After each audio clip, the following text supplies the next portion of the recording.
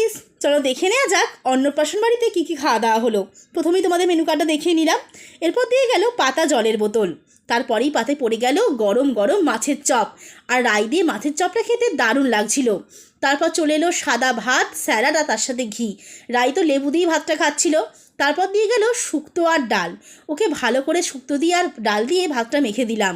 এরপর চলে এলো চিপস ভাজা, বাচ্চারা তো চিপস খেতে ভালোই বাসে। তারপর পাতে পড়ে গেল কাতলা মাছ, আর আমি তো মাছের ট্রু লাভার। এরপর এলো চিকেন, আর রাই তো চিকেনের খুব ভক্ত। আমি যেমন মাছ খেতে ভালোবাসি, ও মাংস খেতে খুব ভালোবাসে। আমার পাতে সব লেগ পিস পড়েছিল, আমি ওকে মাংসটা ধুয়ে দিলাম, কারণ ঝাল খেতেও সেভাবে খুব একটা পারে না।